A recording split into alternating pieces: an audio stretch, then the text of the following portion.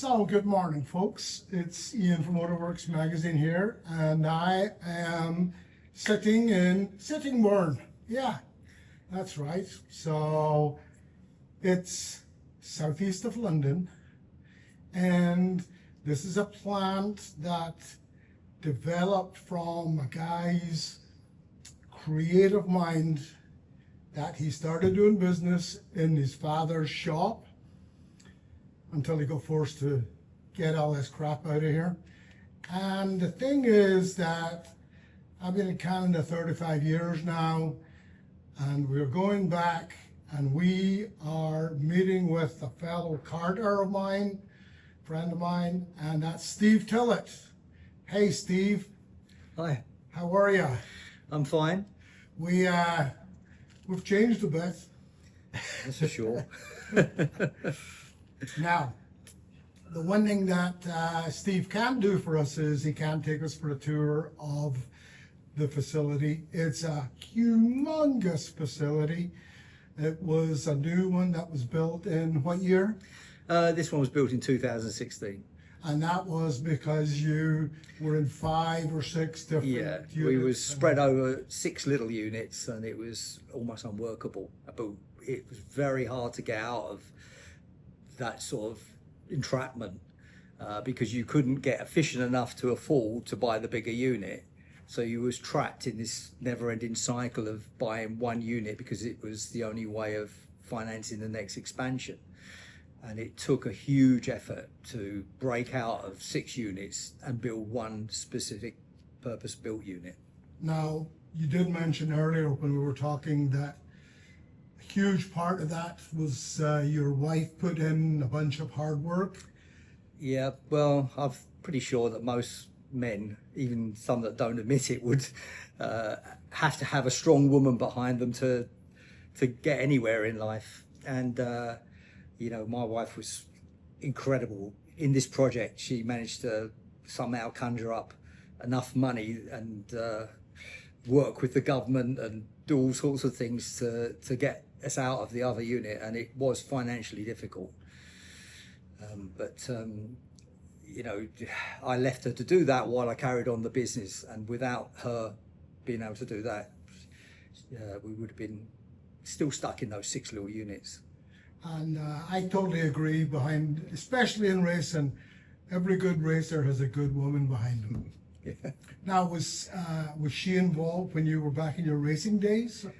Well, not in the early days, obviously, but she's never been a racing fan. I mean, she's grown to sort of like it through the kids racing, but she'd come along, she'd always support me in that way, but she would always go into somebody else's motorhome and just drink wine most of the time, or find the latest shopping centre and disappear off there. You know, she was never that enthralled with the racing, but she used to come along just to be there. But she's, as I say, with my racing, she always used to say, "You always lose," and she used to get the ump with me. So how many years now again is it till it's been in business? Well, the company itself was started in '86, but I mean the real initial focal point of the company was my father's business, and that was called J. Willis & Sons. So it wasn't actually a Tillett business, but it started in 1896 with horse-drawn coaches and doing the upholstery. And that business was quite large back then. But over the years, with cars requiring less and less reupholstering, it whittled down to my boss, my dad's boss, and my dad. My dad's boss handed the company to my father because he was like a son to him. And my dad had seen other people come and go and set up in competition, so he wasn't really keen on employing people till I came along. And I sort of joined him, and I started to learn the trade. And we used to go up to, we'd do things like we'd go to the Royal Mews and we'd do the Queen's coaches. If ever you see the coaches up there, they've got a big red and gold. It's called a hammercloth that sits where the driver sits, the coach. My father's made all of those in the Royal Mews. So I was learning to do that. I got quite good at upholstery. But at the same time as I started working for a living, I also had this desire from many years ago. Say many years ago, it was only 3 years ago. But when I was 13, I really wanted to go kart racing, and he wouldn't buy the car. So he said it was just too expensive. So once I started working, I just intensely saved to afford that car. I bought the car, and once I'd shown that interest and we went and he got into it, then obviously the money wasn't such a problem and he helped me.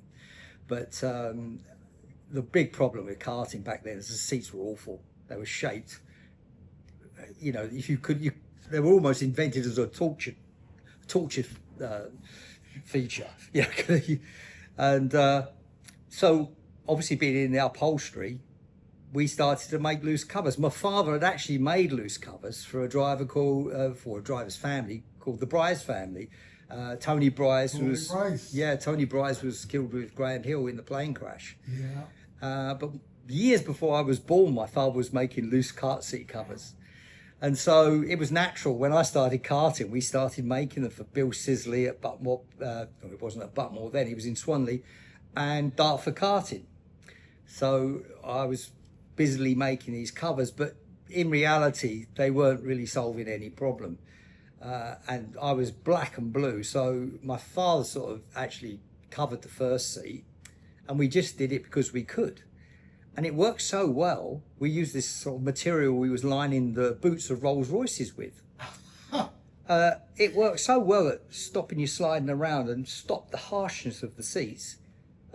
Some of my friends were starting to use them. So we started selling them to here and there, and Gillard would have a couple, but it wasn't a business as such.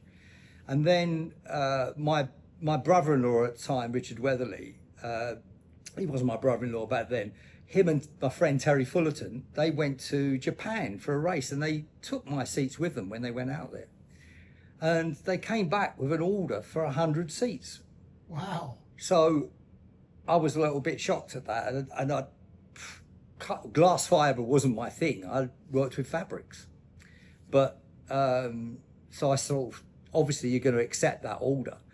And I'd done the order. There was no faxes, there was no email. It was very difficult to arrange it. I had to use somebody else's telex machine to get the communications going. And we did the order. And I remember I got £6,500 for this order. And I didn't really know what to do. I mean, I couldn't just blow it on kart racing. So I had to do something constructive with it. Having started the business based on an order to Japan, I bought an injection machine to inject the composites rather than dabbing it with by hand. This was like super early for any mechanized form of composites. No one was doing it. And I realized why no one was doing it, because it was nigh on impossible. Nobody knew what they were doing. So even though I had the machine and I'd spent all my money on the machine, I had no product. We were still making them by hand. My father helped me buy the first unit in Sittingbourne, and the two guys that were making my fiberglass came along and worked with me. And they worked, one of them's still here and one of them only just left recently. So, you know, they were with me for a long, long time. And we basically made the seats by hand at first, but always had this desire to make them by a more mechanized process. So we had another go at it, failed, had another go at it, failed. It just seemed impossible. And then the third attempt, we sort of got a product out of it. And after that, we thought, oh, this is good. You know, now we've sorted it. Everybody's going to buy these seats. Not going to be, you know, we're going to nail it now. So these seats, although they look perfect, although they were, you know, beautiful composite, people looked at them and ignored them, and we couldn't believe it. So we'd released this seat, and the T8 it was called, and it was perfectly clear, had no air in it, super strong. No one was interested until 1 year. And when the 1 year had elapsed, almost like a switch, everybody suddenly discovered these seats. And yeah, and the rest is history really, because we were making a level of composites that wasn't really done throughout the industry at that time. You know, the mid 80s, there was no one really, you know, it took us from the mid 80s till sort of early 90s before we started to get anywhere with this. And it was only really us and Lotus who were doing the Elise S1 with the same materials, the same techniques to produce a composite molding that was actually being sold, which had any structural integrity. I mean, you could make a cover over something and it would be okay, but to actually get enough fibre to make it strong enough to be a structural moulding, it's very tricky with closed mould back then. So, you know, that was the start of our karting sort of moulding technology. And the reason why we don't do tours is because that's developed on, and we've got a number of things in our moulding technology which we want to keep to ourselves. It's our IP, and we don't want anybody to ever see it. So the moulding side was sort of set, and we had all these covered seats going here, there and everywhere. And the injected seat meant we could sort of take away some of the cover and, you know, make partially covered seats as well. And that's what we did. And we also made different rigidities of seat, which is something nobody else had done. So we were making flexible Huge in seats. karting to be able Yeah, to go and add yeah. Well, structural rigidity. it started actually just before we made the injection seat in 1990. In fact, it was 89 when we first twigged it. We was at Yesolo, and it was Gary Monahan, who, you know, we've spoke about. He said, I don't know what it is, Steve. He said, but this old seat here that's all broken is faster than your seat, and I don't understand it. And we were scratching our heads over it. Why is that seat? Because up to that point, no one ever thought there was anything in a seat. And so we worked out that it was because it was flexing that much more. So I went away, and for the 1990 World Championships, we came out with this, the VG seat. In fact, there was 3 seats. There was a VP, a VB, and a VG. And they were all different rigidities, but I'd color-coded them, so they were different colors. And it was the VG seat that we still make today, and it's still probably our most popular kart seat. And it's got the same material, the same resin, and the same fibre as it had back then. And it's always remained, you know, a very popular seat because it gives and it flexes and it allows the kart to work.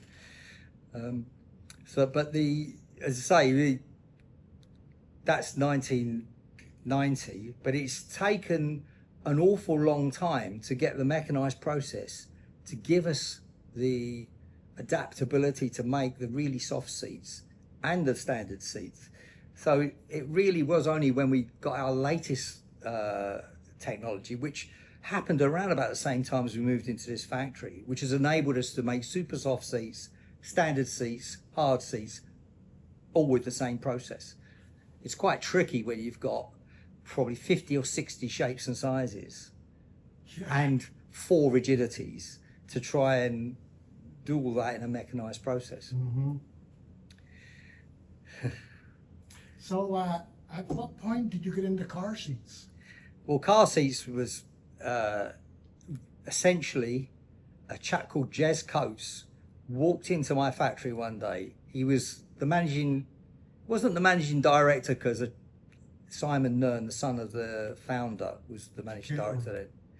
But he was the manager of Caterham. And he walked into my factory and he said, we're thinking of changing our race seat and we think we need something like a kart seat. So I had made a car seat for a chap that was just selling Westfields, and I'd made him this little shell. And I said, well, I've got this shell here. I said, I can develop that for you and see how that goes. And because we were talking to him straight away from the off about a mechanised process with a tooling cost, which like a double-sided tool was quite expensive. Mm-hmm. They were humming and hawing. They wouldn't pay the money for the tool. And eventually I got fed up with them. And I said, look, I'm going to make this seat anyway. You either buy it or you don't. So we pushed ahead, made the seat, and they loved it. And they put it in the 1999 motor show with the R500. And, you know, the rest is history with Caterham, and they've been one of our best customers, if not our best customer, since that time. And we make all sorts of things for Caterham: nose cones, wings, dashboards, all their, you know, their carbon fibre. And the seats have been super popular in there because they hold you, they're super light, they're rigid, and other people wanted our seats. We've said, well, we've only made that for Caterham, so obviously we had to make other car seats. So we made a seat for the Lotus Elise, but then we made a seat for a company which was called VMAC.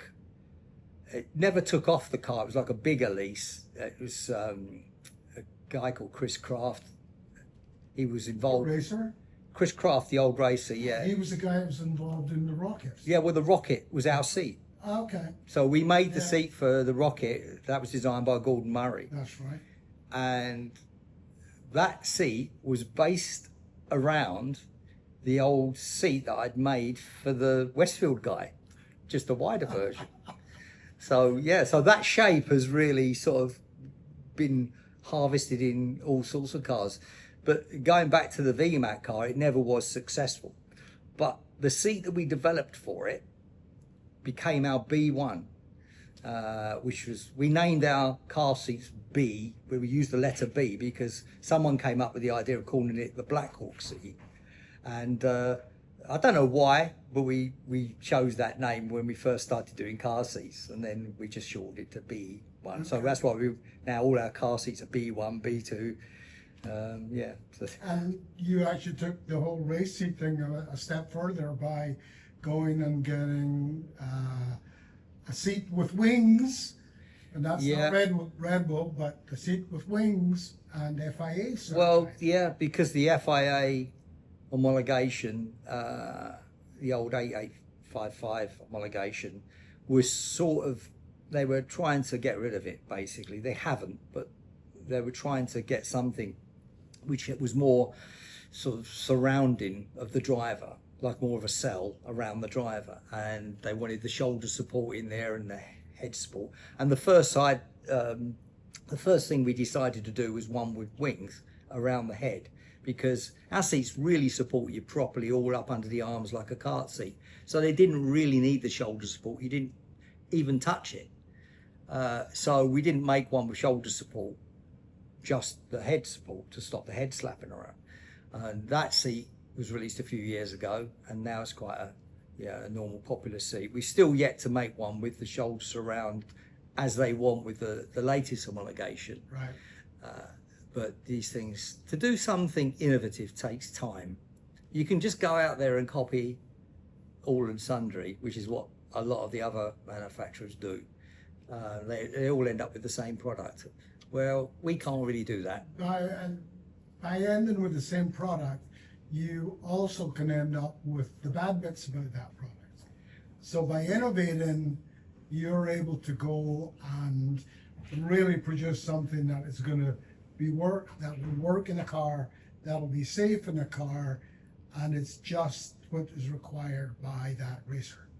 Yeah, we try and make it so the seat has no compromises in the fact that you can get our seat into any vehicle, the smallest of vehicles, with the tallest of drivers, and they can wear a crash helmet on their track day if it's for track days, and they can actually physically see under the sun visors.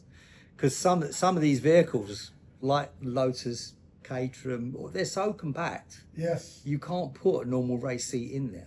Right. So what we've done is we've given them that option to have a race seat that's been tested, but has all that, compactness. It's got rigidity, doesn't wobble at all. If you ever see an in-car shot of our seats, they're rock solid. If you see regular race seats, they're flexing by a couple of inches. Yeah. I mean, the sparkles and everything like that. It's like that's the way they are. Yeah, they sort of they flex out of the way and allow the seat belts to take the strain. Whereas really the seat should be taking the strain, because if the seat belts come loose, then you're a flappy passenger, and you don't want to be. You want to be held central in the space which around the roll cage which the driver sits in, and he doesn't want to be moving outside of that area. Yeah, you've really come far from when we did that phone call, and you produced the seat for me that I took to Canada. Didn't sit in it before I left, and was just awesome when we installed it in my collie. And always, I know that guy, And I remember being at Time Attack event in Michigan, and there's a guy wearing Tillett shirts. So it's like, I think I sent it to the kids, but I don't think we had been friends. We'll go back to being friends on Facebook by then, but you could see I've always been proud of you, Steve, what you've accomplished.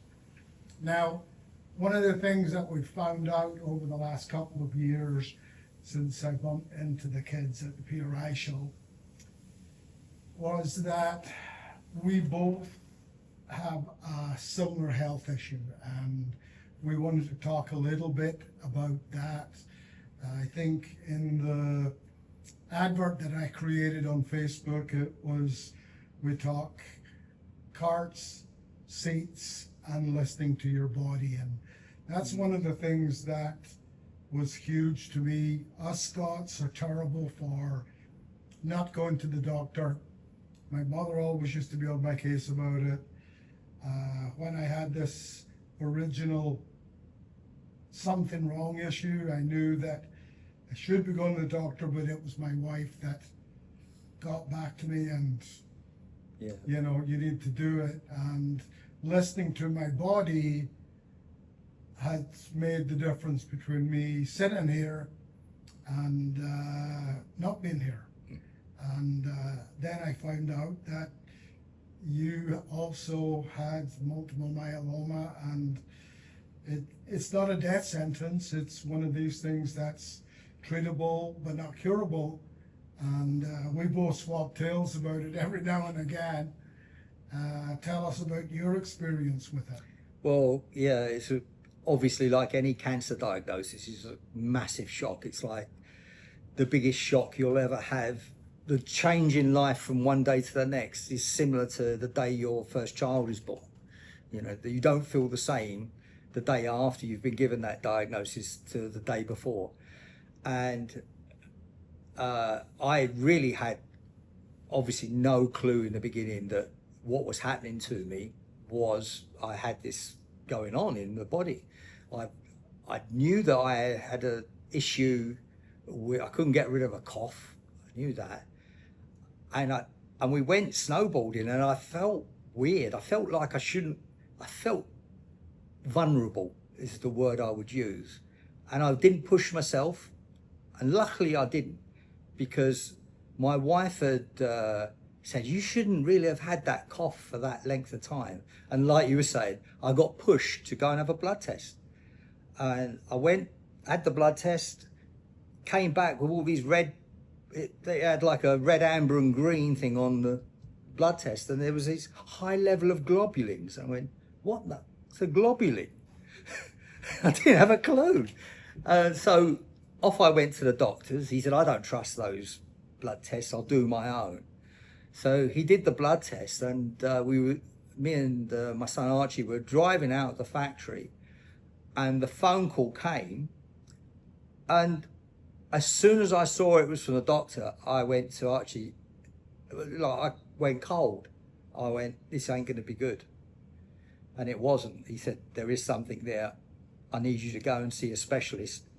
And within 3 weeks, I was on the chemotherapy, which was fantastic that it could happen that fast. But, but I was absolutely dead fortunate to have caught it so early before the bones had any serious damage. because I've met people with the same condition that they're 5'6" and they were 6'3", simply because their vertebra had collapsed. So catching anything early is absolutely vital, and you know, I'd say to anybody to have regular blood tests, you know, just for the hell of it, because you may not want to hear that news, but if you do catch it early, you can have a reasonably successful life afterwards. And as I say, since I've gone through all the stem cell transplant and the chemotherapy, yeah, you never come out of it like you went in. You're always going to come out of it a bit older, a bit scarred from it all, and perhaps you don't want to do things like snowboarding anymore. I mean, I was snowboarding a week before. I had holes in my skeleton, you know. So if I'd broken a bone then, I would, you know, yeah, I may never been able to pick myself up off the floor again. So especially with that sort of thing, it's vital you catch it early, and regular blood tests will do that. And the other thing I have to say is that how I felt it was weird. I would get into the BMW, I'd reach out to pull the door closed, and as I stretched, I had a real weird feeling to come up here. It was like an odd thing. So they sent me to get x-rays and could find nothing. We went to California for the Monterey Car Week with our West Coast editor and his wife, and I was feeling good. That didn't seem to bother me. Then towards the end of the week, I started feeling a bit off again. We came home, this stretching and this odd feeling again. When they sent me for more tests, it was X-ray and ultrasound. And I just knew by the ultrasound he was going and going and going. Okay, then he was only supposed to check this side, and he wanted to check the other side. So he ended up doing the whole thing. So 2 days later, I get the same phone call as you. And straight away it was, we think it's multiple myeloma, but we don't know for sure. So one of the things Steve mentioned there was the fact about the bones. What it had actually done to me, I had 5 lesions on my bones. I had 2 on my left rib side. What that is actually doing is, it looked as if the rib was moth-eaten. Yeah, I think the ribs actually, because it's funny you should mention that, because I had quite a problem with my ribs from a crash I had in '95. I was telling you earlier about the story of how rib protectors were basically invented, because I hit the tire wall, done my ribs, and ended up making something because there was no rib protectors, and that was our Rib Tech product. But ironically, one of the things that I hadn't noticed was continual rib pain, which was transmitting to my spine and giving me what was appearing like a bad back. But actually my lesions were in my ribs, and they were in the rib that I damaged. Yeah. So it's quite, it could be something from an old injury. Exactly. Yeah. Yeah. And then I had another 2 on my spine and 1 on the other side ribs. So they said, we gotta go, it's either that or one of the other blood cancers. So what we're gonna do is, you gotta pee in this thing for 24 hours, looking for what they call light chains. Who knows what a light bloody chain is? And it came back, perfect. Oh, okay. So what are we gonna do now? Well, what we're gonna do now is, we're going to do a bone marrow biopsy. Wow. You know what? I said that, I'm like, oh, yay. Maybe it was just because of my nurse, but I really think it was because of my doctor was so good. I was on my side, my nurse says, hold my hand nice and tight. And the guy went in, tick, tick, tick, tick. And I would do another one, no problem whatsoever. I'll tell you, the first time I had that corkscrew through the back of your hip, I was gripping that bed so tight. It was excruciating. But funnily enough, I had it done 3 times now. By the time you do the 3rd time, you know, you do wince over it. Yeah. But you sort of get used to it, which is someone putting a corkscrew and taking a core out of your inside of your bones. That's right, yeah. Wow, that's not fun. So it came back with no issue either. Go on. So then they said, okay, only thing we can do now is do a biopsy of one of the lesions. So you get taken into this mini theater, and you know, you got all of this green stuff, you know, along the bit there that's got a little opening for them to get into, and they basically use an ultrasound to get in the right place. So the guy goes, this is what it's going to sound like. So it's like a little snoop, snoop, snoop. Okay, no problem. So I'm just going to go in and I'm going to get some there. So he goes in and I hear snip, snip, and I'm thinking, oh, it's done.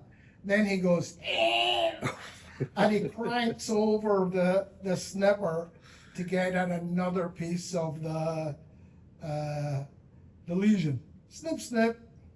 Then he cranks it over the other way to get another piece. By the way, you're not making anyone who might have it feel comfortable by this. You've got to be comfortable, because at the end of the day, this saves your life. Yeah. That's what Steve and I agreed on when we talked about doing this. It's listening to your body, and at the end of the day, You've got to go through it. We are above the grass. The other stuff's out there behind Steve. So, anyway, and it was at that point they said, called me in. Janice has been fantastic. I thought she would fall apart with the whole thing about me having cancer, but she's just been a stalwart, just amazing. So we went in, we got the actual result. This is what it is, and we're going to put you on chemo. And I go, no. And they go, excuse me? Yeah. Next week is the PRI show. I'm going to the PRI show. We'll start when I come back. There's nothing like having your, you know, everything organized the way you want it. So anyway, that's what happened. I got to go to the PRI show. I got to talk to very good friends of mine who were more than supportive. And I came back. I was probably lucky that my chemo was all oral. So I had 16 weeks straight of popping pills, and then go in on the Monday to the doctor. These pills had steroids in them, so it does one thing for you. Yeah. And it's like, I did not sleep on a Monday night for 16 weeks. So were you on? I had steroids too, but I had something called carfilzomib. I had another one at first, but it didn't work. It didn't kill it or knock it down. So they switched me to this drug called carfilzomib, which wasn't at the time available on the NHS. I was pretty lucky. And that was backed up with a tablet, which when it was first developed was £750 a tablet. But obviously it's not now. That is all given on the NHS now, so they've obviously reduced the costs quite significantly, which is good, because I felt quite guilty that, you know, I was getting this drug, but I was thankful. I mean, I don't know if you was on the what's called lenalidomide, was you? Yes. Yeah. Well, that was based on the thalidomide drug. Exactly. Which is quite interesting sort of use for such a drug that's obviously caused so much pain in the past. Exactly. Now, I have to get mine delivered by a special pharmacy. I can't go pick it up. They have to deliver it to the house. Yeah, the same as mine are. So. And when they do that, they get the whole spiel. No donating sperm, no donating blood, Women of childbearing age must handle it with gloves. Da da da da da. They have to say that every single time. You're not allowed to. No one's allowed to touch the tablet, That's right. which you then put in your mouth, which is like a horrendous thought. Yeah. Now those are. Is it 12,000 Canadian a month? Does that sound right? Yeah, well, it would be, wouldn't it? If you think think it about is. the cost for And it is in Canada. It is covered. When Janice was still working, 90% was covered by her health. This is the insurance. problem for health companies now. Yes. The drugs are so expensive.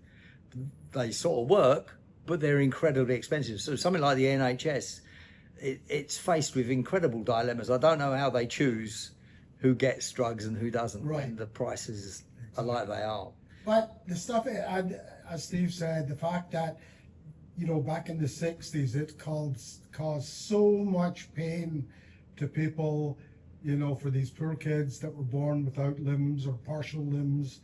But the interesting thing, you mentioned the stem cell. I also had a stem cell transplant. And on my 5 years after that, I was talking to my doctor, and I says, well, remember, I got lucky because they harvested 19.8 million stem cells. God, you got loads more than I did. Yeah. I had to go back again because I didn't have enough. So when they did this transplant, I got 10 million put into me. So there's still 9.8 million frozen, ready to go. Yeah.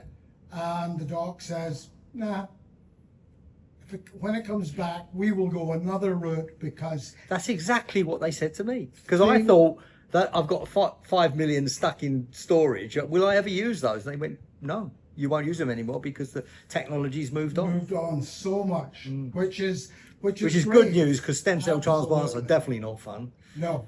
I mean, I was in bits because I was sat there for 2 days and all they got was this little tiny bag of sort of brownish cells. And everybody around me had this great big bag of pink cells. And I'm thinking, I'm dead. I thought, I'm dead. They're all getting loads more than me. And they said, you're going to have to come back tomorrow. Then they gave me this injection. Yeah, which stimulates it. Yeah, puts it into and the they said blood. to me as they gave it to me, they said, you're going to have to be careful, they said, because it will give you the trots.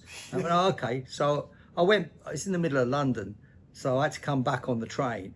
So I get to the British Rail station, and it went, blah, blah, blah, and I legged it to and the rest is history. I covered the British Rail toilet. I then came out, only to find out that the trains had all been cancelled because someone had thrown themselves on the line. Ow. And I'm there with diarrhea, sitting there, like having thought that I didn't have enough stem cells. I had to come all the way back tomorrow. I was almost crying with pain. And I had to stand there with like nose to tail with people, also understanding that if I got a virus, I wouldn't be able to have my stem cell transplant. And I'm on a train that was completely packed because of the trains all being cancelled. I went back the following day and I was telling them this story. And they went, oh, we shouldn't have worried about that. They were different stem cells they were collecting. So I was frightened that I had these brown, horrible cells that were never going to be any use. Well, it's great. That's the one thing I've been, there is, if anyone gets this, there is so much support on the internet, on Facebook and all of that type of things. The other thing that I can't say enough about, Janice wasn't wanting me to do this, but I went and told everybody on Facebook. She thought, just keep it to yourself, keep it to yourself. The support that I have had from Facebook, from people I knew, from people that were on the border of knowing, from people I hadn't a clue who the hell they were, but they would send me, I did this thing called a hat a day. And what it was I'd wear a different hat, take a photo every day. I was only in hospital for 2 weeks. And I got someone who's turned out to be a very good friend of mine now. He sent me this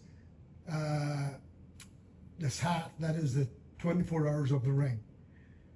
Another guy went and sent me a hat that is all autographed, and it came from the ring, and he went around and he got a whole bunch of the drivers to sign it, and he took photos of it while he was doing it.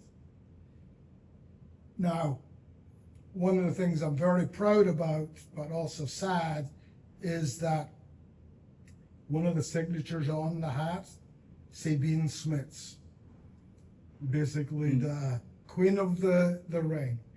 She lost her own fight against cancer, and but it's nice to have her name on there.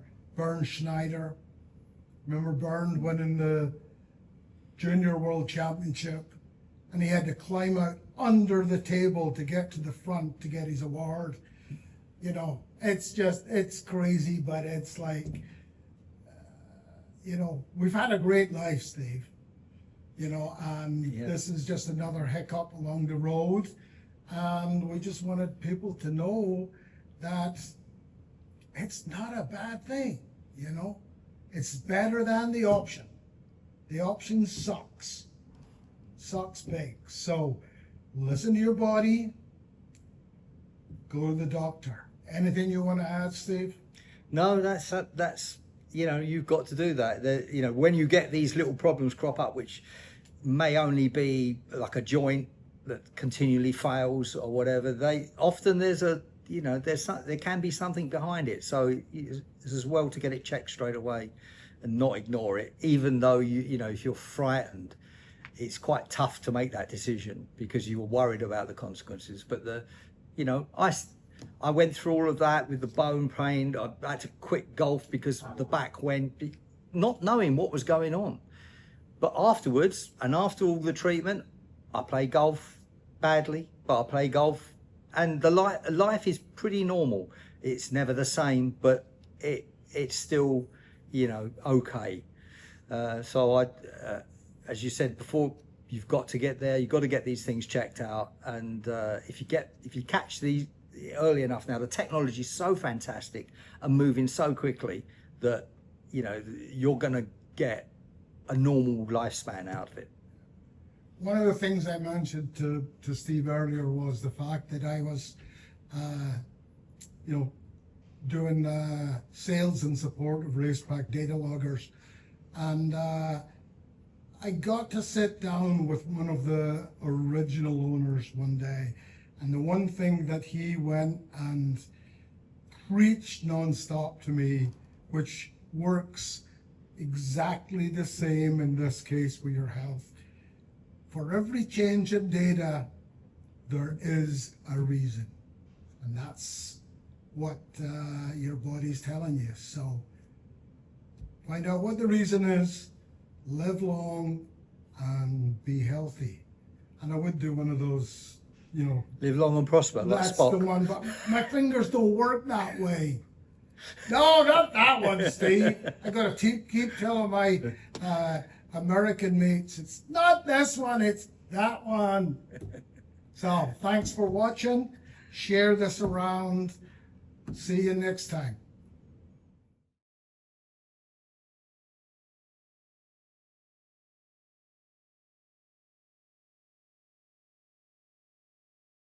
Racing seats, we obviously have a wide range of different seats, ideal for either track, road or racing. Today I've got some of the track and road seats in front of me. We're going to be covering some of the differences and explaining to you some of the benefits as to why which seat might suit you better. So here we have the B5, so this is a custom trim coloured back B5, so this isn't stock standard, but a standard they come with either black GRP front or carbon front with a black back, with plain black panels as well. So what's unique about this seat is, as you can tell, it's a lot lower than all of our other seats, so it's ideal for something like a Lotus Elise, Exige, very, very small cars. The beauty of this seat as well is that where it's so shallow on the sides, you can get such a wide range of different bodies into it. So even someone who's about 100 kg, we've seen get into this, all the way down to someone who's about maybe 60. So again, takes a wide range of different bodies. Because it's also so low on the sides, if you have got quite a wide waist, it doesn't seem to bother with it, it's fine. Obviously there are its limits, but yeah, it's an all-round quite a good seat. It's a lot more upright than our normal seating, so obviously your race sort of seats, you normally want to be perhaps a little bit lower back, but for the drivers who like to sit a little bit more upright, a bit more over the steering wheel, this is a really good seat. So here we have the B8 and the B9, so these seats are identical apart from the construction. So the B9 is a full carbon seat, it's carbon front and back. This weighs 3.2 kilos. Typically bought into the American drag racing market, we sell a lot of these. Again, because of such a strong sturdy seat and they weigh practically nothing, they're brilliant for drag racing, anything really quite high-end sports cars, perfect.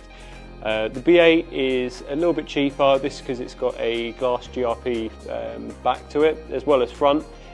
With a carbon layer, but they are identical in shape, just the B8 slightly, a little bit heavier. I think this weighs about roughly 4.8 kilos, and obviously you can't get the carbon back with that, so that's the only downside to it, but a little bit heavier, but still identical seat more or less. So here we have the B10, so this is the B8's kind of predecessor. It's also a GRP carbon construction, available with custom trims if wanted. What makes the seat special is it's obviously got the low sides like the B8, but compared to the B8, B9, this one's a little bit more reclined, so perhaps longer journeys, this is a little bit better, but it also puts you into a more racing position. So in my opinion, if you want to try and do a bit more track days or have a bit of variation, this is the seat to go with. It holds you in really nice and snug, gets you into that racing position, so no matter what car you're putting them in, they feel amazing. So we've covered the road/track seats. If you ever have any questions or want to get in contact to try out the seats, just ping us over an email at customerservice@tillett.co.uk. We'll be more than happy to answer any questions you have about them. Also, you can go onto our website and look up our dealers if you wanted to try out any of these seats before you buy them. But once you sit in them, you won't be disappointed.